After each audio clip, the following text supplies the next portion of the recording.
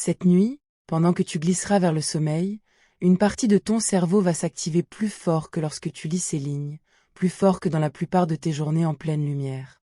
Et pendant ce temps, ton corps sera presque tout entier paralysé, retenu, cloué au matelas par un verrou que ta propre tête aura tiré. Voilà ce que ferment la plupart des gens sans le savoir, chaque nuit, des centaines de fois au long d'une vie. Ils croient s'éteindre quand ils dorment. La vérité est tout autre. Quand tu dors, ton cerveau ne s'arrête jamais. Il change de mode. Il se met à travailler sur des chantiers qu'il ne peut ouvrir que la nuit, à l'abri du monde, et le rêve n'est que la lumière qui filtre sous la porte de ses ateliers secrets. Reste avec moi cette nuit, et je vais te conduire à l'intérieur de cette machinerie. Tu vas comprendre ce qui se passe vraiment dans ta tête entre l'instant où tu fermes les yeux et celui où tu te réveilles. Tu vas découvrir les étages du sommeil, cette descente par paliers que tu refais sans le savoir toutes les nuits. Tu vas voir naître la tempête électrique du sommeil paradoxal, là où vivent presque tous tes rêves. Et surtout, tu approcheras la grande question, celle qui résiste encore au laboratoire du monde entier. Pourquoi rêvons-nous? À quoi servent ces histoires que ton cerveau se raconte à lui-même, dans le noir, sans témoin? Personne ne le sait avec certitude. Mais nous avons des indices troublants, et c'est ce voyage-là que je te propose de faire, à très basse cadence, jusqu'au sommeil. Commence par une chose simple, presque trop simple pour qu'on y prête attention. Tu rêves chaque nuit. Toi, oui, même si tu jures ne jamais te souvenir de rien. C'est l'une des découvertes les mieux établies de la science du sommeil. Tous les humains rêvent, plusieurs fois par nuit, et l'immense majorité de ces rêves est effacée avant même que tu n'ouvres les yeux. Ceux qui affirment ne jamais rêver ne font, en réalité, que ne pas s'en souvenir. Si on les réveille au bon moment, au cœur de la bonne phase, ils racontent des rêves comme tout le monde. Cela seul devrait déjà t'émerveiller. Une part entière de ton existence se déroule chaque nuit, riche, peuplée, parfois bouleversante, et elle s'efface presque toujours sans laisser de traces, comme une marée qui efface le sable des écritures de la veille. Compte un peu. Si tu vis assez longtemps, tu passeras près d'un tiers de toute ta vie à dormir. Des années entières. Et au sein de ce vaste continent du sommeil, tu auras rêvé des milliers et des milliers de fois, traversé des mondes sans nombre, vécu des aventures dont il n'aura presque rien retenu. C'est une part immense de toi, une part secrète, vécue et aussitôt perdue. Tu vis deux vies. Tu n'en gardes le souvenir que d'une seule. Pour comprendre d'où viennent les rêves, il faut d'abord comprendre que le sommeil n'est pas un état unique. C'est une idée fausse, mais tenace, que celle d'un sommeil tout d'une pièce, comme si l'on basculait simplement d'un interrupteur, éteint, allumé. La réalité est bien plus riche. Le sommeil est un paysage, avec ses vallées et ses crêtes, que tu traverses en plusieurs étapes au fil de la nuit. Les chercheurs ont appris à lire ce paysage il y a quelques dizaines d'années, en posant de petites électrodes sur le crâne de dormeurs volontaires, et en enregistrant l'activité électrique de leur cerveau heure après heure. Ce qu'ils ont vu les a stupéfaits. Loin d'une longue ligne plate, le cerveau endormi dessine des reliefs changeants, des rythmes qui montent et descendent, des tempêtes et des accalmies, organisés selon un ordre d'une régularité saisissante. C'est cet ordre caché que je veux faire voir. Imagine donc l'instant où tu te couches, ce soir comme tous les soirs. Tu es encore éveillé, ton cerveau bruise de l'agitation du jour, parcouru de rythmes rapides et désordonnés, comme une foule qui parle en même temps. Puis tu fermes les yeux, et quelque chose s'apaise. Les pensées se font plus lentes, plus flottantes. Tu entres dans le premier étage du sommeil, le plus léger, ce seuil entre la veille et le repos où l'on n'est déjà plus tout à fait là, sans être encore tout à fait endormi. C'est cette phase étrange où l'on croit entendre son nom, où l'on sursaute parfois d'une chute imaginaire, ce petit soubresaut du corps qui te tire en arrière au bord du gouffre. Ton cerveau, à ce moment, lâche prise par à-coups. Il hésite encore. Il garde un pied dans le monde. Et tu pourrais, si l'on te parlait, jurer que tu ne dormais pas du tout. Puis tu descends d'un cran. Tu entres dans le deuxième étage, un sommeil déjà plus franc, où le monde extérieur commence à se refermer pour de bon. C'est là que ton cerveau produit deux signaux très particuliers, que les chercheurs guettent sur leur tracé comme des signatures. Il y a d'abord de brèves bouffées d'activité rapide, qu'on appelle des fuseaux, parce qu'elles dessinent sur l'enregistrement de petits paquets serrés en forme de navette. et il y a de grandes ondes isolées, amples et soudaines, comme des vagues qui traverseraient tout le cerveau d'un coup. Ces signaux ne sont pas du bruit. On pense aujourd'hui qu'ils jouent un rôle dans la façon dont ton cerveau trie et range les souvenirs de la journée, et nous y reviendrons, car c'est l'une des pistes les plus fascinantes de toute cette histoire.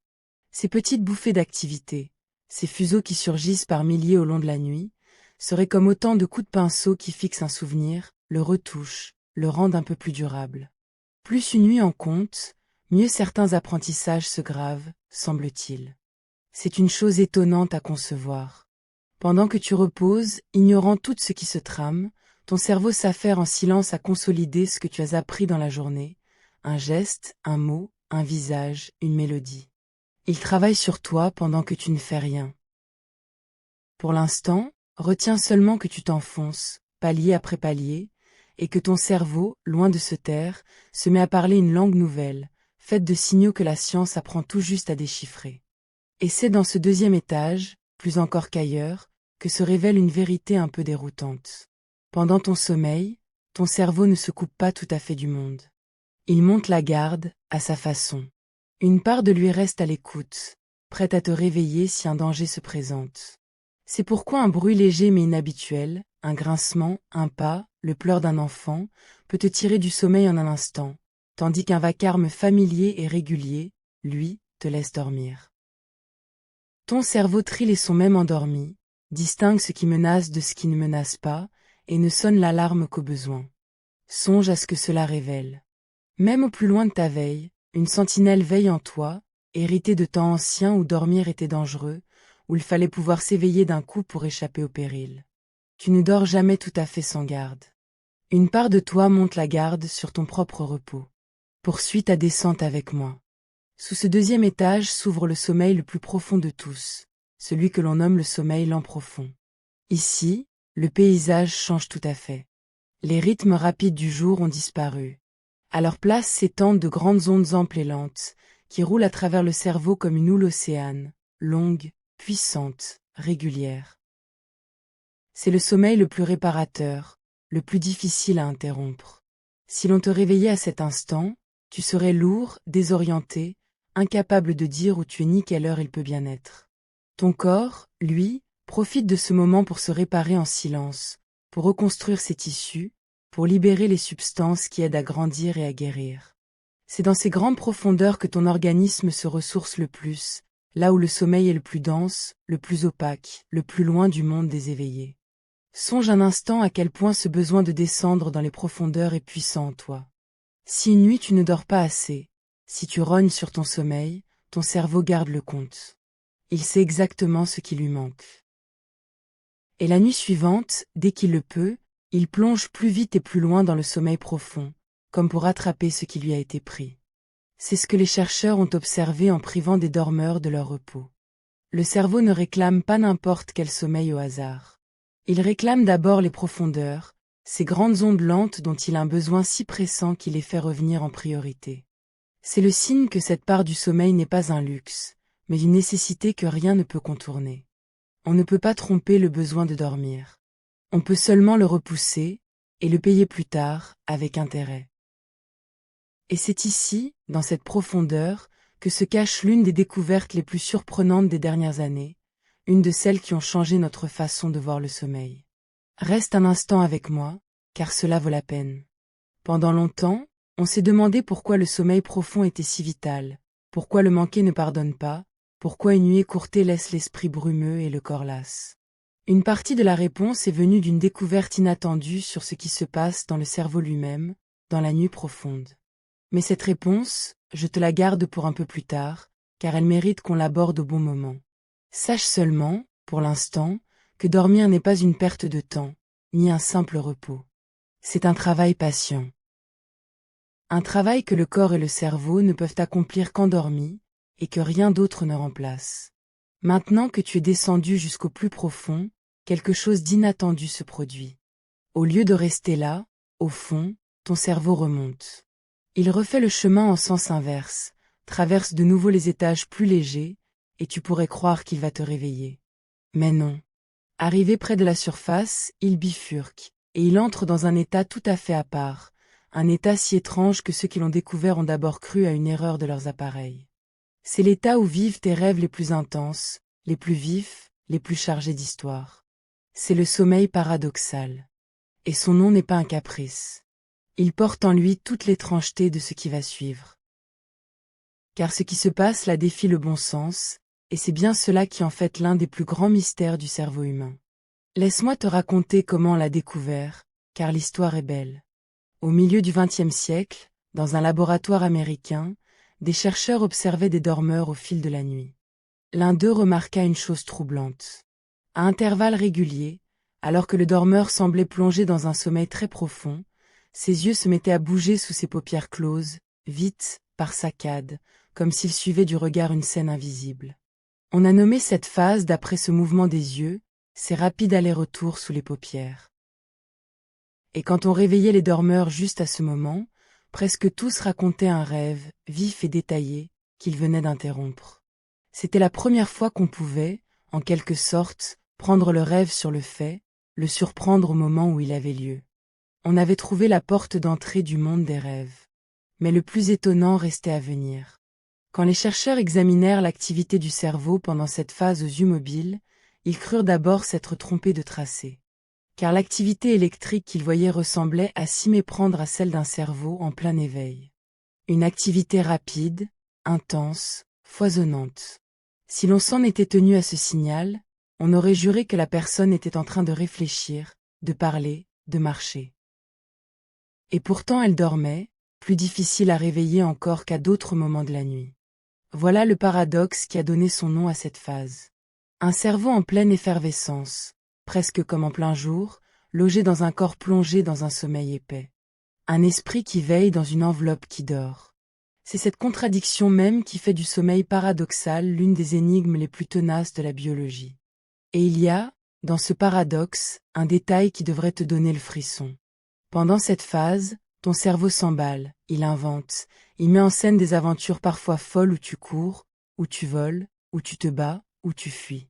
Mais ton corps, lui, ne bouge pas. Il ne peut pas bouger.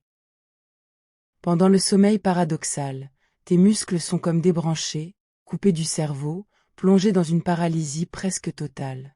Seuls quelques rares muscles échappent à ce verrou, ceux des yeux, qui continuent de danser, et ceux qui te permettent de respirer. Tout le reste est figé, désarmé, rendu incapable du moindre geste. Ton cerveau rêve qu'il court, et tes jambes restent immobiles contre le drap. Il rêve qu'il crie, et ta gorge reste muette. Tu es, pendant ces minutes, un esprit en mouvement dans un corps verrouillé. Il faut que tu saches encore une chose sur cet état, car elle est belle et peu connue. Le cerveau qui rêve n'est pas tout à fait le même que le cerveau éveillé, même si son activité électrique se ressemble. Il baigne dans un autre mélange.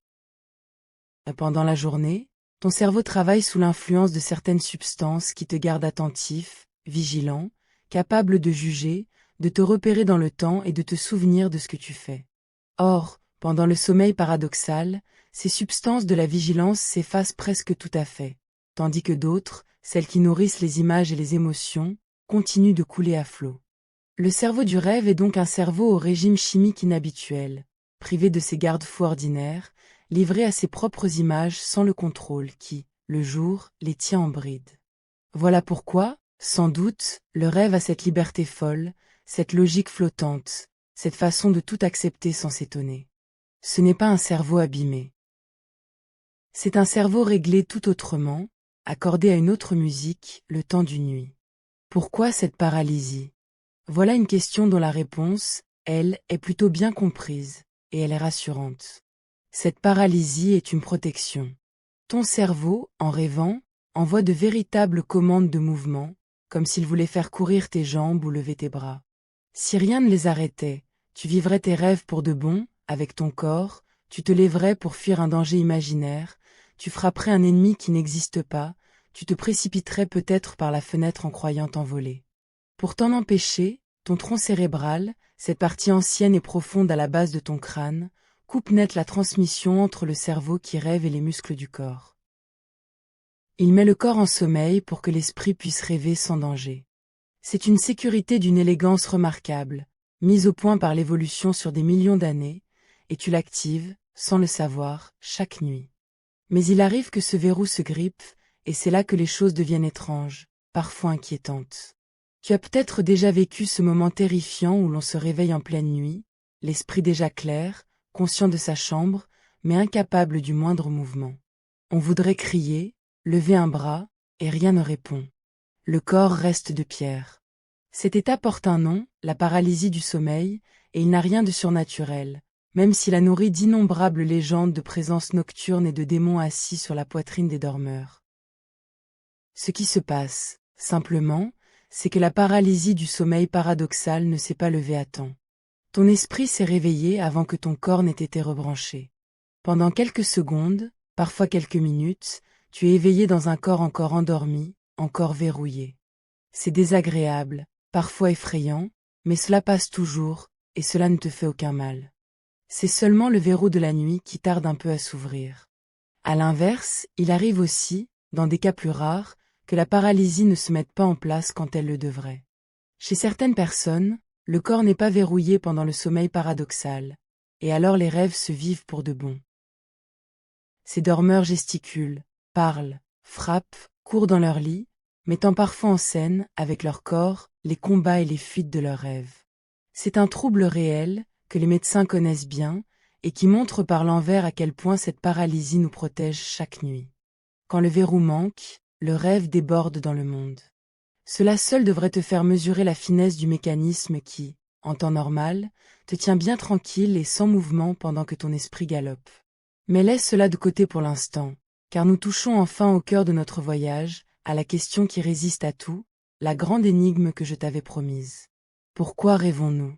Pose-toi vraiment la question, cette nuit, dans le calme de ta chambre. Pourquoi ton cerveau, au lieu de se reposer dans le noir et le calme, se donne-t-il la peine de fabriquer des mondes entiers, peuplés de visages, de lieux, d'émotions, de récits parfois absurdes, parfois bouleversants? Pourquoi dépenser tant d'énergie, chaque nuit, à mettre en scène des histoires que tu oublieras presque toujours au réveil?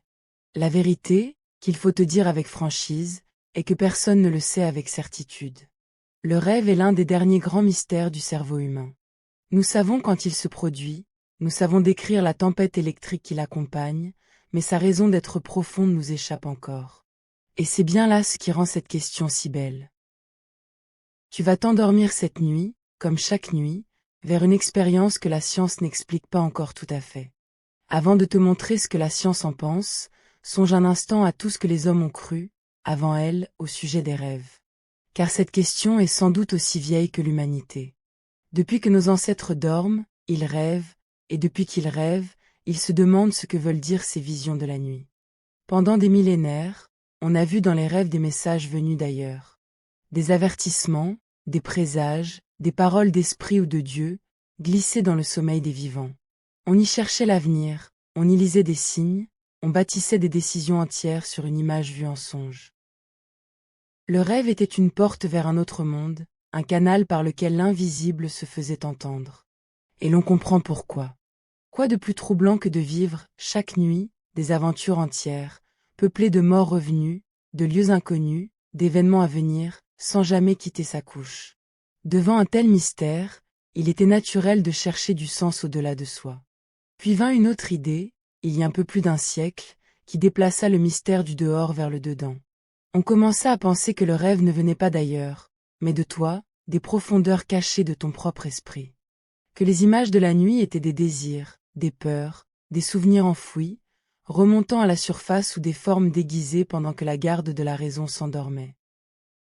Le rêve devenait alors une fenêtre, non plus sur les dieux, mais sur une part secrète de toi-même, sur cet inconscient dont on ne soupçonne pas la présence le jour.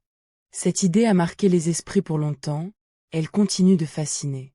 Mais la science moderne, prudente, ne s'en contente pas.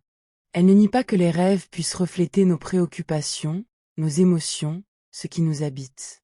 Mais elle se méfie des interprétations trop sûres, des clés universelles, des dictionnaires de symboles qui prétendraient traduire chaque image en un sens caché. Elle préfère, sans hâte, observer, mesurer, comparer, et bâtir des hypothèses qu'on peut mettre à l'épreuve. C'est cette démarche-là, plus humble et plus solide, que je veux maintenant te faire suivre. cela ne veut pas dire que nous sommes dans le noir complet. Loin de là. Plusieurs grandes hypothèses s'affrontent, chacune appuyée sur des observations sérieuses, chacune éclairant un morceau du tableau. Aucune ne triomphe pour l'instant, et il se pourrait bien qu'elles aient toutes raison à la fois, que le rêve serve à plusieurs choses en même temps. Je vais te présenter ces grandes pistes l'une après l'autre, comme on examine les pièces d'une enquête encore ouverte. Et tu verras que chacune, à sa manière, est plus surprenante que la précédente. La première hypothèse, la plus solide peut-être, concerne ta mémoire. Et pour la comprendre, il faut revenir sur ce que ton cerveau fait de tes journées pendant que tu dors. Songe à tout ce que tu as vécu aujourd'hui. Les visages croisés, les mots entendus, les gestes répétés, les émotions traversées, les milliers de petites impressions qui se sont déposées en toi sans même que tu prennes garde. Tout cela forme, à la fin du jour, un amas brut, désordonné, fragile. Si ton cerveau ne faisait rien, la plupart de ces traces s'effaceraient en quelques heures. Or il fait quelque chose. La nuit venue, pendant que tu dors, ton cerveau se met à trier ce fouillis.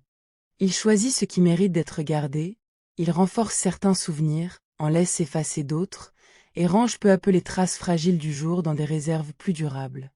C'est ce qu'on appelle la consolidation de la mémoire, et c'est l'une des fonctions du sommeil les mieux établies par la recherche. Dormir, ce n'est pas oublier le jour. C'est, au contraire, décider de ce qu'on en gardera. Pour comprendre comment cela se passe, il faut que tu connaisses un acteur essentiel de cette histoire, une petite région enfouie au cœur de ton cerveau, en forme de croissant, que les savants ont nommé d'après sa ressemblance avec un hippocampe, ce petit cheval de mer. C'est là, dans cette région, que se gravent d'abord tes souvenirs récents, ceux de la journée. Mais cette mémoire-là est rapide et fragile, comme un brouillon. Pour qu'un souvenir dure, il faut qu'il quitte ce brouillon et qu'il s'inscrive ailleurs, dans les vastes étendues du cortex, cette couche extérieure du cerveau où se conservent les souvenirs anciens, ceux d'une vie entière. Et ce transfert, ce déménagement délicat d'une mémoire à l'autre, se ferait justement la nuit, pendant ton sommeil. On imagine un dialogue entre les deux régions, l'hippocampe qui rejoue les traces fraîches du jour, et le cortex qui les recueille et les range, comme un scribe recopierait des notes hâtives dans un grand registre destiné à durer. C'est l'une des grandes idées de la science du sommeil, et elle donne un sens profond à tes nuits. Pendant que tu dors, ce que tu as vécu se déplace, sans bruit, du brouillon vers l'archive. Et voici le détail qui rend cette idée saisissante. Les chercheurs ont pu observer, chez des animaux endormis, quelque chose qui ressemble à un véritable rejeu des souvenirs. Imagine un rat qui a parcouru un labyrinthe dans la journée. Dans son cerveau, certaines cellules se sont allumées dans un ordre précis à mesure qu'il avançait, dessinant comme une carte de son trajet. Or, la nuit suivante, pendant son sommeil, ces mêmes cellules se rallument, dans le même ordre, mais à toute vitesse, comme si le cerveau repassait le film de la journée en accéléré. Le dormeur rejoue, dans le noir, le chemin qui l'a fait éveiller. On pense que c'est ainsi que le souvenir se grave, se renforce, se transfère vers une mémoire plus durable. Arrête-toi sur cette image, car elle a quelque chose de bouleversant. Un être vivant, endormi, repasse en accéléré, dans le secret de son cerveau, le chemin qu'il a parcouru le jour. Il revit, en miniature et à toute allure, ce qu'il a vécu, non pour le plaisir, mais pour le retenir. C'est presque comme si le cerveau se racontait à lui-même l'histoire de sa journée, encore et encore, jusqu'à la savoir par cœur. Et si tu y songes, c'est peut-être là l'une des choses les plus intimes qui soient. Pendant que tu dors, ton cerveau choisit ce que tu deviendras, ce dont il te souviendra, ce qui restera de cette journée qui s'achève. Il décide, dans le noir, de la forme de ta mémoire, et donc, en un sens, de toi-même. Ton cerveau, cette nuit, va peut-être rejouer pour lui-même des fragments de ta journée, encore et encore, pour décider de ce qui restera de toi demain. Tu te réveilleras un peu changé par ce tri silencieux, sans même savoir ce qu'il aura gardé et ce qu'il aura laissé filer. Cela donne une toute autre couleur à l'idée du rêve. Et si une partie de tes rêves n'était que le reflet, déformé, fragmentaire, de ce grand travail de tri nocturne? Quand ton cerveau repasse les scènes du jour, qu'il mêle un visage récent à un lieu ancien, qu'il assemble des bribes de mémoire pour les rangers, peut-être que ce remue-ménage, cette agitation des souvenirs, est en partie ce que tu perçois comme un rêve. Cela expliquerait pourquoi les rêves empruntent tant aux jours qui viennent de passer, pourquoi on y retrouve, transformés, des fragments de ce qu'on a vécu, des gens qu'on a vus, des soucis qu'on traîne.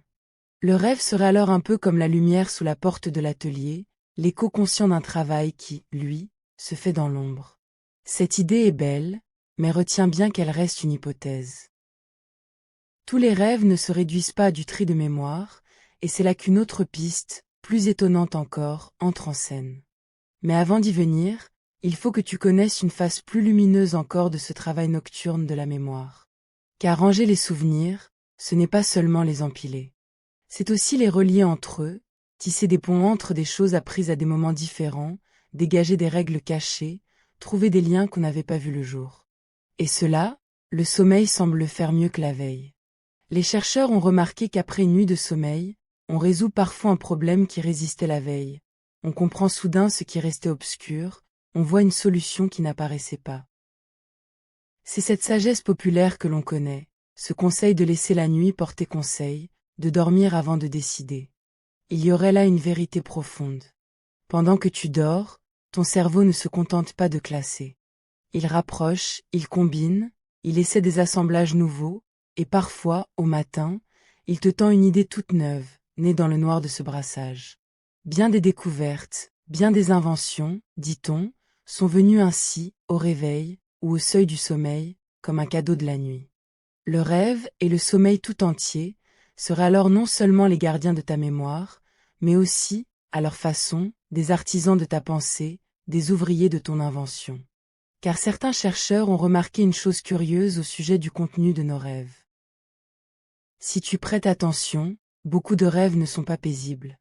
Ils sont chargés de tensions, de menaces, de poursuites, de chutes, de dangers à éviter, de situations où il faut fuir, se cacher, affronter. On rêve bien plus souvent qu'on ne le croit qu'on est en péril. Pourquoi le cerveau, livré à lui-même dans le calme de la nuit, choisirait-il si volontiers de fabriquer du danger plutôt que du bonheur? De cette observation est née une hypothèse fascinante. Et si le rêve était une sorte d'entraînement, un terrain d'exercice où ton cerveau, à l'abri du monde réel, te ferait répéter les situations difficiles, les menaces, les épreuves, pour mieux y faire face une fois éveillé? Suis bien cette idée, car elle a une logique profonde. Pense à nos lointains ancêtres, dont le cerveau a façonné le nôtre. Pour eux, survivre voulait dire savoir réagir au danger, repérer un prédateur, fuir au bon moment, affronter un rival. Or comment s'entraîner à une chose aussi périlleuse sans risquer sa vie à chaque répétition? Le rêve offrirait une réponse élégante. La nuit, en sécurité, le corps verrouillé, le cerveau pourrait simuler les pires scénarios, faire répéter aux dormeurs les gestes de la fuite et de la lutte, créer et recréer la peur pour mieux l'apprivoiser. Selon cette hypothèse, ce ne serait pas un hasard si tant de rêves tournent autour de la menace. Ce serait leur fonction même. Tu t'entraînerais, chaque nuit, dans une salle d'exercice intérieure, à survivre à un monde qui, le plus souvent, ne te menace plus. Les cauchemars eux-mêmes, sous cet éclairage, ne seraient pas des accidents, mais des répétitions un peu trop réussies. Imagine un instant ce que pouvait être une nuit pour l'un de ses ancêtres lointains, blotti dans une caverne, entouré des siens, le feu mourant à l'entrée et l'obscurité pleine de menaces au dehors. Son corps repose, épuisé par la chasse et la marche, mais son cerveau, lui, se met au travail. Il rejoue la silhouette d'un grand fauve entreaperçu dans la journée, il refait le geste de fuir, de se hisser sur un rocher, de saisir une arme. Il répète encore et encore, dans le théâtre clos de son crâne, les scènes dont dépendra peut-être sa survie au prochain lever du jour. Et au matin, sans même se souvenir de ses rêves, il se réveille un peu mieux préparé, un peu plus prompt, ses circuits de la peur et de la fuite un peu mieux affûtés. Ainsi le sommeil, loin d'être une faiblesse, un moment de vulnérabilité où l'on baisse la garde, aurait été, depuis le plus loin, une arme secrète de la survie, un entraînement nocturne offert à chaque être par sa propre nuit. Tu portes en toi, cette nuit encore, cet héritage. Ton cerveau s'entraîne peut-être, dans le calme de ta chambre, à des dangers que tu ne rencontreras jamais, fidèle à un programme vieux de centaines de milliers d'années. Et il y a une variante de cette idée, plus large, plus douce peut-être. Le rêve ne servirait pas seulement à répéter le danger physique, mais à explorer toutes sortes de situations, y compris sociale, émotionnelle, relationnelle. Une dispute qu'on rejoue, une rencontre qu'on imagine, une perte qu'on traverse en songe. Le cerveau, dans le rêve, essaierait des possibilités, jouerait des scénarios qui n'osent pas vivre éveillés, comme un acteur qui répète dans une salle vide avant de monter sur scène. Cela t'aiderait à mieux comprendre les autres, à mieux gérer tes émotions, à digérer ce qui t'a marqué. Le rêve serait alors un atelier de l'âme autant que du corps, un lieu où, dans le secret de la nuit, tu deviens un peu plus prêt à affronter ta vie de jour. Mais ce n'est pas tout. Car une troisième hypothèse, d'une nature toute différente, est venue ces dernières années bouleverser notre regard sur le sommeil. Et c'est elle, justement, que je t'avais promise tout à l'heure. Te souviens-tu du sommeil profond, cette houle d'onde lente au plus bas de ta descente nocturne? Te souviens-tu que je t'avais dit garder pour plus tard une découverte surprenante sur ce qui s'y passe? Le moment est venu. Pendant longtemps, on a vu le cerveau comme un organe choyé, protégé, à part du reste du corps. On pensait qu'il se débrouillait seul pour évacuer ses propres déchets. Or les neurosciences ont mis en lumière, ces dernières années, une idée troublante. Pendant que tu es éveillé, ton cerveau, en travaillant, produit des déchets, des résidus de son activité, qui s'accumulent peu à peu au fil de la journée, comme la poussière s'accumule dans une maison habitée. Et il faut bien, à un moment, faire le ménage. C'est là que le sommeil entrerait en jeu d'une façon que personne n'avait imaginée. Voici l'idée, et elle est stupéfiante. Pendant le sommeil profond, le cerveau se nettoierait. Les recherches suggèrent que, durant ces grandes ondes lentes, les espaces entre les cellules du cerveau s'élargissent et qu'un liquide se met à circuler avec plus de liberté à travers le tissu nerveux, emportant avec lui les déchets accumulés pendant la veille. Comme si la nuit, ton cerveau ouvrait les vannes d'un grand rinçage intérieur, lavant les résidus du jour pour repartir propre au matin. Ce serait l'une des raisons pour lesquelles le sommeil profond est si vital, pour lesquelles le manquer abîme tant l'esprit. On ne dormirait pas seulement pour se reposer ou pour ranger ses souvenirs, mais aussi pour se nettoyer, pour évacuer ce qui, à force de s'accumuler, finirait par encrasser la machine. Garde bien à l'esprit que cette idée est récente, encore discutée, encore affinée par les chercheurs. Mais elle est belle, et elle change le regard. Dormir, ce serait aussi laver son cerveau. Cette image t'aide peut-être à comprendre, en retour, pourquoi le manque de sommeil fait tant de mal. Tu as sans doute éprouvé, après une nuit trop courte, cet état où la pensée est lente, où les mots se dérobent, où l'humeur se gâte pour un rien, où le monde paraît plus dur et plus gris. Si l'on suit l'idée du nettoyage nocturne, c'est un peu comme si la maison n'avait pas été rangée, comme si les déchets de la veille restaient là, encombrant les couloirs de ton esprit. Et si l'on ajoute que les souvenirs n'ont pas été triés ni rangés, et que les émotions n'ont pas été digérées, on comprend pourquoi une seule mauvaise nuit suffit à brouiller l'esprit entier. Dormir n'est pas un temps mort dont on pourrait se passer pour gagner quelques heures. C'est l'entretien même de la machine, le moment où tout se remet en ordre. Priver son cerveau de sommeil, c'est lui demander de fonctionner sans jamais faire le ménage, et aucun esprit, si vif soit-il, ne tient longtemps à ce régime. La nuit n'est pas l'envers de la vie. Elle en est une moitié, aussi nécessaire que l'autre. Arrête-toi un instant sur ce que tu viens d'entendre, car cela mérite ton émerveillement. Te voilà devant trois grandes hypothèses, trois visages possibles du sommeil et du rêve. Ranger tes souvenirs et décider de ce qui restera de toi.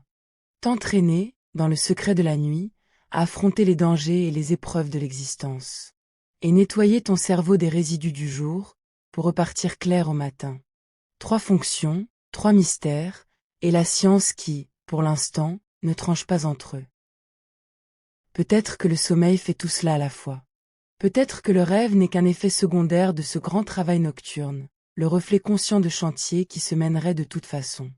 Ou peut-être que le rêve a, en lui-même, un rôle que nous n'avons pas encore percé. Voilà où en est la connaissance. Et voilà pourquoi chaque nuit que tu passes à rêver, est en un sens, une plongée dans un territoire que personne n'a fini d'explorer. Mais le rêve réserve encore une étrangeté, et non des moindres. Il existe une forme de rêve où le dormeur sait qu'il rêve. Où il prend conscience, au beau milieu du songe, que rien de ce qui l'entoure n'est réel, que tout cela se passe dans sa propre tête. C'est le rêve lucide. Et ce n'est pas une légende, ni une croyance ésotérique. C'est un phénomène que la science a fini par établir, par une expérience d'une ingéniosité remarquable, dont je veux te raconter le détail, car elle a quelque chose de bouleversant. Pendant longtemps, le rêve lucide a paru impossible à prouver. Comment savoir si quelqu'un est conscient à l'intérieur de son rêve, alors que son corps est endormi, son visage immobile, sa voix muette? Comment recevoir un message de l'autre côté du sommeil? La réponse est venue d'un détail que tu connais déjà. Souviens-toi que pendant le sommeil paradoxal, un seul groupe de muscles échappe à la paralysie, en plus de ceux qui te font respirer. Ce sont les muscles des yeux. Les chercheurs ont une idée lumineuse. Ils ont demandé à des rêveurs entraînés, capables de devenir lucides dans leurs rêves, de faire un signe convenu à l'avance dès qu'ils prendraient conscience de rêver. Pas avec la voix, pas avec les mains, paralysés, mais avec les yeux. Un mouvement précis des yeux, à gauche, à droite, à gauche, à droite, comme un message envoyé depuis l'intérieur du rêve. Et c'est arrivé. Sur les enregistrements, au beau milieu du sommeil paradoxal, alors que le dormeur dormait pour de bon, les yeux ont tracé le signal convenu. Un être humain, depuis le fond de son rêve, venait de communiquer avec le monde éveillé. Pour la première fois, un message était passé sous la porte du sommeil. Mesure bien ce que cela signifie. Quelqu'un, plongé dans un sommeil très profond, le corps verrouillé, en plein rêve, a su qu'il rêvait, s'en est souvenu, et a accompli, depuis l'intérieur, un geste convenu d'avance pour le faire savoir. C'est l'une des expériences les plus troublantes de toute la science du cerveau. Elle a prouvé que la conscience pouvait exister à l'intérieur du rêve, qu'on pouvait être à la fois endormi et lucide, acteur et spectateur de son propre songe. Et elle a ouvert une porte vertigineuse. Car certains rêveurs lucides apprennent, dit-on, à diriger leurs rêves, à choisir où aller, quoi faire, qui rencontrer, à transformer un cauchemar en aventure, à voler au-dessus de paysages qu'ils inventent à mesure. Imagine un instant ce pouvoir. Être maître du monde le plus vaste qui soit, celui qui se déploie chaque nuit derrière tes paupières. Mais sois prudent avec l'émerveillement, car la science, elle, reste mesurée. Le rêve lucide est réel, cela ne fait plus de doute. Mais il demeure rare, fragile, difficile à provoquer et plus encore à maîtriser. La plupart des gens n'en font jamais, ou presque jamais. Ceux qui y parviennent y arrivent souvent au prix d'un long entraînement, et même eux n'en sont pas maîtres à volonté. Et bien des questions restent sans réponse. Que se passe-t-il exactement dans le cerveau pour qu'une part de conscience s'allume au milieu du rêve? Quelle région s'éveille quand le dormeur devient lucide? Les chercheurs commencent tout juste à le cartographier. Le rêve lucide est ainsi, à sa manière, une fenêtre rare et précieuse, peut-être la seule, qui permette d'étudier la conscience elle-même au moment où elle s'allume dans le noir du sommeil. C'est un territoire neuf, à peine défriché, et il garde la plupart de ses secrets. Il y a tout de même une piste, et elle est belle à entendre. Souviens-toi que, pendant le rêve ordinaire, certaines régions à l'avant du cerveau, celles qui te servent à juger, à te repérer, à savoir qui tu es et où tu en es, sont en veilleuse. C'est en partie pour cela que, dans un rêve ordinaire, tu ne te rends pas compte que tu rêves. Or, chez le rêveur lucide, au moment où il prend conscience, ces régions de l'avant du cerveau sembleraient se réveiller en partie, se rallumer un peu, alors que le reste du rêve continue. Comme si une lampe se rallumait dans une maison endormie, juste assez pour que tu saches où tu te trouves, sans réveiller toute la maisonnée. Le rêveur lucide serait ainsi dans un état mêlé, à mi-chemin du rêve et de la veille, assez endormi pour rêver encore, assez éveillé pour savoir qu'il rêve. Cela reste une piste, prudente et en cours d'étude. Mais songe à ce qu'elle laisse entrevoir. Une frontière qui n'est pas un mur, mais une zone floue, où la conscience peut briller à demi, comme une aube qui n'en finit pas de se lever. Reviens un instant, dans le calme, sur le chemin que nous avons parcouru. Tu sais maintenant que le sommeil n'est pas un trou noir, mais un paysage à plusieurs étages, que tu retraverses plusieurs fois chaque nuit. Tu sais que ta nuit n'est pas une longue descente unique, mais une succession de cycles, qui se répètent encore et encore jusqu'au matin. Et il y a, dans la forme de ces cycles, quelque chose de touchant, que je veux faire remarquer. Au début de la nuit, juste après que tu t'es couché, ton sommeil profond domine, long et dense, comme si ton corps réclamait d'abord sa réparation la plus urgente. Le rêve, lui, est encore bref. Mais à mesure que la nuit avance, l'équilibre se déplace. Le sommeil profond se raccourcit, Et le sommeil paradoxal, celui des grands rêves, s'allonge cycle après cycle. C'est pourquoi tes rêves les plus longs, les plus riches, les plus mémorables surviennent souvent au petit matin, dans les dernières heures avant le réveil. Et c'est pourquoi, si tu te réveilles parfois en plein rêve, le souvenir vif d'une histoire encore tiède dans ton esprit, c'est sans doute aux premières lueurs du jour. Songe à cela, cette nuit, en te laissant glisser. Les premières heures de ton sommeil seront pour ton corps, pour sa réparation profonde, pour ce grand nettoyage silencieux dont nous avons parlé. Les dernières seront pour ton esprit, pour ses rêves les plus amples, pour cette part de toi qui invente des mondes. Tu vas vivre les deux, cette nuit, dans cet ordre, comme tous les humains depuis toujours, sans même avoir à y penser. Laisse-moi maintenant t'emmener un peu plus loin dans l'étrangeté du rêve, dans cette logique si particulière qui est la sienne. As-tu remarqué comme, dans un rêve, l'impossible ne surprend pas? Tu peux voler, parler à un mort, te trouver dans deux lieux à la fois, voir un visage se transformer sous tes yeux, et tout cela te paraît, sur le moment, d'un naturel total. Ce n'est qu'au réveil que l'absurdité te saute aux yeux. Cette suspension du sens critique, cette absence d'étonnement devant l'impossible, n'est pas un hasard. On pense qu'elle vient de l'état très particulier du cerveau pendant le rêve. Certaines régions, celles qui, le jour, te servent à juger, à raisonner, à te demander si une chose est plausible, sont en sommeil, mises en veilleuse. Tandis que d'autres, celles des émotions, des images, des sensations, tournent à plein régime.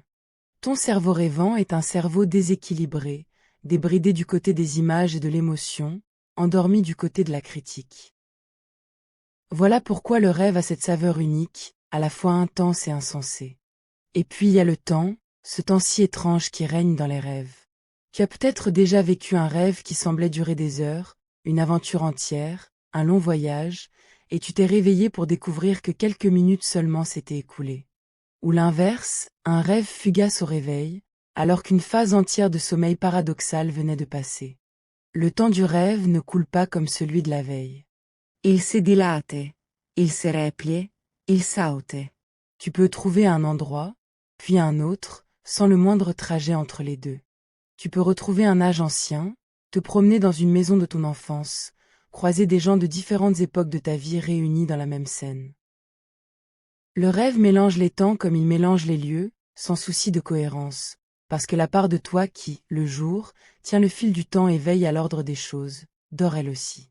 Tu navigues alors dans une durée souple, élastique, faite de bonds et de plis, une durée de songe que rien, dans la vie éveillée, ne vient jamais imiter. C'est l'une des plus douces étrangetés de la nuit, et l'une de celles qui font du rêve un pays à part, gouverné par d'autres lois. Songe aussi à ceci, qui est plus troublant encore. Dans un rêve, tu vois sans tes yeux, qui sont clos. Tu entends sans le monde, qui est silencieux autour de ton lit. Tu touches, tu cours, tu ressens le vent ou la chaleur, alors que ton corps repose, immobile, sous tes draps. Tout cela, ton cerveau le fabrique de l'intérieur, sans rien recevoir du dehors. Il crée un monde entier de toutes pièces, avec ses images, ses sons, ses sensations, ses lois, et tu l'habites comme s'il était réel, tu crois sans réserve le temps qu'il dure. C'est l'une des preuves les plus saisissantes du pouvoir de ton cerveau. Il n'a pas besoin du monde pour te faire vivre un monde. Il porte en lui de quoi fabriquer la réalité tout entière, et il le fait, chaque nuit, pour toi seul, dans le noir et le calme de ta chambre. Ce que tu prends pour le dehors, le jour, ton cerveau sait le recréer sans le dehors, la nuit. Et cela devrait te faire mesurer à quel point ce que tu appelles le réel passe, toujours, par la fabrique de ton esprit. C'est aussi ce déséquilibre qui explique, sans doute, le caractère si émotionnel des rêves. Tu peux te réveiller le cœur battant d'une frayeur, ou le visage humide d'un chagrin, ou empli d'une joie dont on ne sait plus la cause. Les émotions, dans le rêve, sont souvent à vif, plus crues qu'à l'état de veille, sans le filtre de la raison qui, le jour, les tempère. Certains chercheurs y voient un indice de plus en faveur de l'idée que le rêve sert à digérer nos émotions, à traiter ce qui nous a marqués, à apprivoiser nos peurs et nos peines à l'abri de la nuit. Comme si le cerveau, le jour, encaissait les coups sans avoir le temps de les comprendre, et profitait du sommeil pour reprendre tout cela, en images, en émotions, et le ranger enfin. Tu te réveillerais alors un peu plus léger, un peu plus apaisé, sans même savoir le travail accompli dans le noir. Il y a, dans le contenu de nos rêves, une chose qui ne cesse d'étonner ceux qui les recueillent. Certaines scènes reviennent, d'un dormeur à l'autre, d'un bout du monde à l'autre, comme si elles appartenaient à un fond commun de l'humanité. Le rêve de chute, où l'on bascule dans le vide et où l'on se réveille en sursaut. Le rêve de poursuite, où une présence nous suit et où les jambes se font lourdes, refusant d'avancer assez vite. Le rêve où l'on se retrouve nu ou démuni devant les autres. Le rêve d'examen, où l'on n'est pas prêt, où l'on a tout oublié. Le rêve de vol, où soudain l'on s'élève et plane au-dessus des toits. Ces grands thèmes traversent les cultures et les âges, ce qui a de quoi intriguer. Pourquoi des esprits si différents, nourris de vies si diverses, fabriquent-ils les mêmes scènes dans le noir? Nul ne le sait avec certitude. Peut-être ces images touchent-elles à des peurs et à des espoirs très anciens, gravés en nous bien avant notre histoire personnelle, des frayeurs de tomber, d'être chassés, d'être jugés, qui plongent leurs racines au plus loin de notre nature. Le rêve aurait alors une part qui n'est pas tout à fait à toi, une part héritée, partagée avec tous les rêveurs qui t'ont précédé. Et puisque nous parlons des rêves qui effraient, arrêtons-nous un instant sur les cauchemars, car eux aussi ont leur logique. Un cauchemar n'est pas un dérèglement, pas une panne du cerveau. C'est un rêve comme un autre, mais chargé de peur, où la tension monte au point de te réveiller. Si l'on suit l'idée que le rêve sert à répéter les menaces et à digérer les émotions, alors le cauchemar prend tout son sens. Il serait le moment où ce travail devient le plus intense, où le cerveau affronte de face ce qui pèse sur lui, une frayeur, un souci, une blessure. Chez les jeunes enfants, dont l'esprit apprend encore à apprivoiser le vaste monde et ses dangers, les cauchemars sont fréquents, et c'est sans doute le signe d'un cerveau au travail, en train d'apprendre à avoir peur et à se rassurer. Le plus souvent, ces frayeurs de la nuit passent et ne laissent rien. Elles font partie, elles aussi, de la grande machinerie qui te prépare, dans le secret du sommeil, à vivre et à durer. Il y a presque de la tendresse à se dire que même nos cauchemars travaillent pour nous. Et puis il y a cette autre question, si simple et si vertigineuse, que les enfants posent et que les savants n'ont pas fini de creuser. Où sont nos rêves quand ils sont finis? Pourquoi les oublions-nous si vite? Tu peux vivre, en rêve, une histoire entière, intense, peuplée, et la perdre tout entière dans les secondes qui suivent le réveil, comme de l'eau qui file entre les doigts. Là encore, la réponse touche à l'état du cerveau pendant le sommeil. Pour qu'un souvenir se grave dans la durée, il faut que certaines régions, justement celles qui sont en veilleuse pendant le rêve, fassent leur travail. Or elles dorment. Le rêve se déroule donc dans un cerveau qui n'est pas en état de bien le mémoriser. C'est pour cela qu'il faut se réveiller presque en plein rêve pour en garder la trace, et que, le plus souvent, le songe se dissout avant d'avoir pu s'inscrire. Tes rêves ne sont pas perdus parce qu'ils n'auraient pas eu lieu. Ils sont perdus parce que la nuit n'est pas faite pour s'en souvenir. Il y a quelque chose de tendre, je trouve, dans cette idée. Chaque nuit, tu vis des histoires que tu ne garderas pas. Tu rencontres des gens, tu traverses des lieux, tu éprouves des émotions fortes, et tout cela s'efface encore et encore, sans que tu en souffres, sans que tu en gardes le manque. C'est comme une vie parallèle, foisonnante et secrète, qui se déroule à côté de la tienne, et dont il n'aperçoit que de rares éclats au matin. Songe au nombre de rêves que tu as faits depuis ta naissance. Des dizaines de milliers, sans doute. Des mondes entiers, des aventures sans nombre, presque tous effacés à jamais. Et pourtant ils ont eu lieu. Ils ont fait partie de toi, de ton cerveau au travail, de cette part de toi qui ne dort jamais tout à fait. Cette nuit encore, tu en vivras plusieurs. Et il y a une paix particulière à s'endormir en le sachant, à accepter cette riche amnésie comme l'un des dons étranges de la nuit. Cinquièmes-tu que je te dise encore une chose sur la profondeur de ce mystère? Nous ne sommes pas les seuls à rêver. Bien d'autres animaux connaissent, eux aussi, ces phases où le cerveau s'emballe et où les yeux s'agitent sous les paupières. Regarde un chien endormi, ses pattes qui s'agitent, ses petits jappements étouffés, comme s'il courait après quelque chose dans son sommeil. Il est sans doute en train de rêver, à sa manière. Les chats rêvent, les rats rêvent, les oiseaux semblent rêver aussi. Le rêve est ainsi une chose très ancienne, bien antérieure à l'humanité, inscrite au plus profond du grand livre du vivant. Cela rend l'énigme plus vaste encore. Car si tant d'espèces rêvent, depuis si longtemps, c'est sans doute que le rêve sert à quelque chose d'essentiel, quelque chose que l'évolution a jugé digne d'être conservé à travers des millions d'années et d'innombrables formes de vie. Quand tu rêves, cette nuit, tu accomplis un geste que les animaux faisaient déjà bien avant que le premier homme ne lève les yeux vers les étoiles. Il y a encore une chose à ce sujet, et elle est touchante. Le sommeil paradoxal, cette phase des grands rêves, occupe une place bien plus grande dans la vie d'un tout petit que dans la tienne. Un nouveau-né passe une part énorme de son sommeil dans cet état aux yeux mobiles, bien davantage qu'un adulte. Et chez le bébé encore à naître, dans les derniers temps avant la naissance, cette proportion serait plus grande encore. On a longtemps trouvé cela mystérieux. Que peut bien rêver un être qui n'a pas encore vécu, qui n'a pas de souvenirs à trier, pas de journée à ranger? Une piste s'est dessinée, et elle est fascinante. Chez le tout jeune cerveau, en pleine construction, cette intense activité de la nuit ne servirait pas à revoir le passé, puisqu'il n'y en a pas, mais à bâtir l'avenir. Elle aiderait le cerveau à se câbler, à exercer ses circuits encore neufs, à faire ses gammes avant même que le monde ne s'offre à lui. Comme si, avant de voir, l'œil et le cerveau s'entraînaient déjà à voir, dans le noir tiède d'avant la vie. Le sommeil paradoxal serait alors, à l'origine, moins une affaire de rêve qu'une affaire de croissance, un atelier où se monte peu à peu la machine de l'esprit. Et il y aurait là une continuité émouvante, du tout petit qui se construit dans le sommeil jusqu'à l'adulte qui, chaque nuit, range et nettoie le sien. Arrête-toi un instant sur l'ampleur de ce que ton cerveau accomplit, nuit après nuit, sans que tu aies à t'en mêler. Pense à la quantité de choses qui se passent en toi pendant ces heures où tu crois ne rien faire. Des milliards de cellules qui échangent des signaux. Des souvenirs qui se déplacent du brouillon vers l'archive. Des émotions qui se rangent, des peurs qui s'apprivoisent, des déchets qui s'évacuent dans le grand rinçage de la nuit. Et par-dessus tout cela, ces mondes entiers qui se lèvent et se dissipent, peuplés, colorés, traversés d'histoires.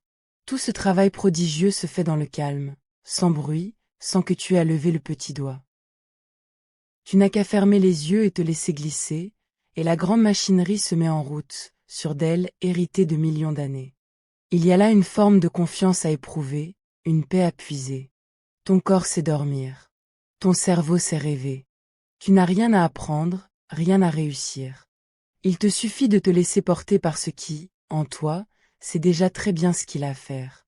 Et tout cela nous ramène, en douceur, à toi, allongé dans le noir, au seuil de ta propre nuit. Songe à ce qui va se passer dans les heures qui viennent, maintenant que tu en connais le secret. Tu vas d'abord glisser par les étages légers, ce seuil où l'on n'est déjà plus tout à fait là. Puis tu vas plonger dans la houle des ondes lentes, dans le sommeil le plus profond, et pendant que tu reposeras, ton corps se réparera en silence, et ton cerveau, peut-être, fera son grand nettoyage de la nuit. Puis tu remonteras, et la tempête du sommeil paradoxal s'allumera, et ton corps se verrouillera en douceur pour te protéger, et tu rêveras, sans le savoir, des histoires que tu ne garderas pas.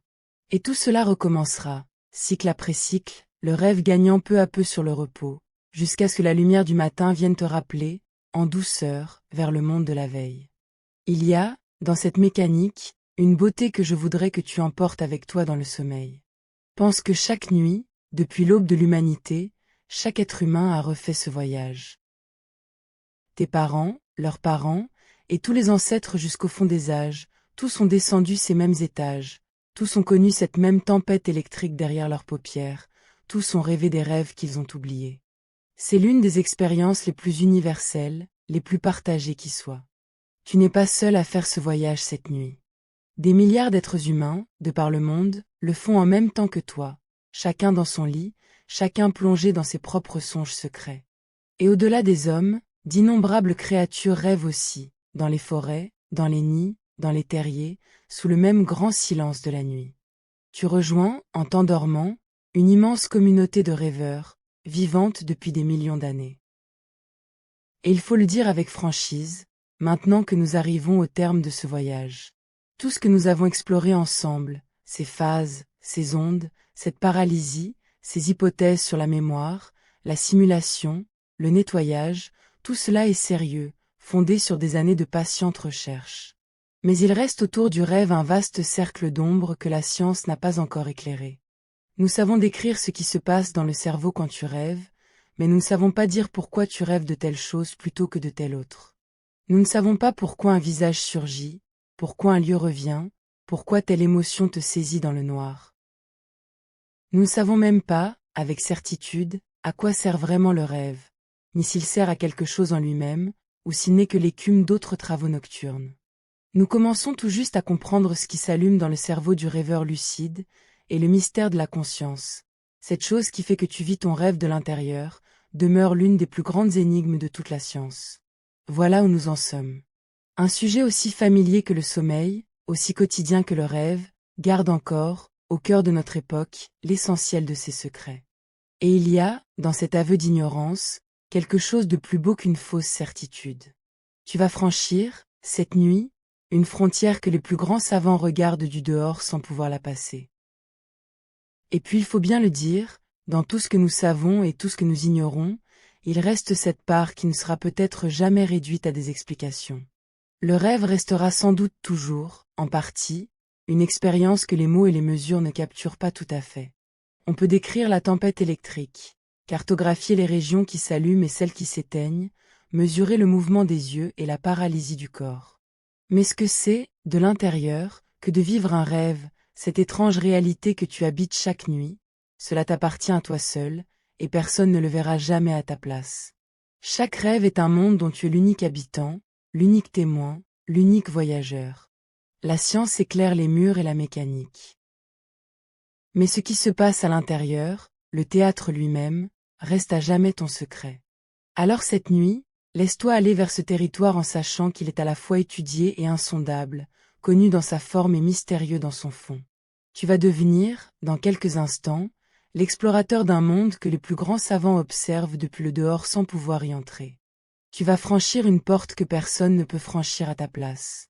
Et de l'autre côté, ton cerveau t'attend, prêt à tisser pour toi des histoires sans nombre, à rejouer des fragments de ta vie, à t'entraîner peut-être à des dangers qui ne viendront pas, à laver en silence les traces du jour. Il fait cela pour toi chaque nuit, avec fidélité, sans relâche, depuis le premier soir de ta vie. Tu peux lui faire confiance. Il sait le chemin. Il l'a parcouru des milliers de fois. Laisse donc ta respiration se faire plus ample, ton corps plus lourd contre le matelas, et accueille la descente qui vient. Tu n'as rien à faire, rien à provoquer, rien à retenir. Le sommeil c'est venir tout seul, comme il est venu chaque nuit de ton existence. Tu peux relâcher la prise sur la journée qui s'achève, laisser filer les pensées comme on laisse partir des feuilles sur l'eau, et te confier à cette mécanique ancienne et sur qui t'a toujours porté. Bientôt, sans même t'en apercevoir, tu auras franchi le seuil. Bientôt, ton cerveau commencera son travail de nuit, et la lumière filtrera sous la porte de ses ateliers secrets. Et quelque part, dans les heures qui viennent, tu rêveras. Tu vivras des choses que tu ne garderas pas. Tu seras le voyageur d'un monde que tu es seul à pouvoir visiter. Songe, une dernière fois avant de partir, à la douceur de tout cela. Tu n'as pas à craindre la nuit, ni le sommeil, ni les rêves. Ce qui t'attend de l'autre côté du seuil n'est pas un vide, mais un travail tendre et patient mené pour ton bien. Ton corps se réparera. Ton esprit se rangera. Tes peines se feront un peu plus légères, tes joies un peu mieux gardées. Et au milieu de tout cela s'élèveront des rêves, des histoires que ton cerveau tissera pour toi seul, sans témoin, sans juge, sans que tu aies à les mériter ni à les retenir. Ils naîtront et se déferont comme des nuages dans un ciel d'été, et tu n'auras qu'à les traverser, sans effort, sans peur. Il n'y a, dans la nuit qui vient, aucune épreuve à passer, aucune réussite à atteindre. Il n'y a qu'un abandon doux à un mécanisme aussi vieux que le vivant, qui sait te porter, qui t'a toujours porté, et qui ne te trahira pas. Laisse-toi descendre, étage après étage, vers ces profondeurs où le repos est le plus pur, et plus tard, vers ces hauteurs étranges où veillent les rêves. Et au matin, quand la lumière reviendra et que tu rouvriras les yeux, presque tout aura disparu, comme la marée efface les écritures sur le sable. Tu ne te souviendras peut-être de rien, ou d'un seul éclat, une image, une émotion, un visage déjà s'effaçant. Mais quelque chose, en toi, aura travaillé. Tes souvenirs auront été triés, tes peurs un peu apprivoisées, ton esprit lavé des résidus de la veille. Tu te lèveras plus clair, plus léger, plus toi-même, sans rien savoir du voyage accompli dans le noir. C'est le cadeau secret de chaque nuit, le présent que ton cerveau t'offre sans jamais demander d'être remercié. Alors pour cette nuit, il n'y a plus rien à comprendre, plus rien à retenir. Il n'y a qu'à se laisser glisser, en confiance, vers ce monde ancien et fidèle qui s'ouvre déjà derrière tes paupières. Bonne nuit. Fais de beaux rêves. Et laisse ton cerveau veiller sur toi, comme il a toujours fait, dans le grand silence de la nuit.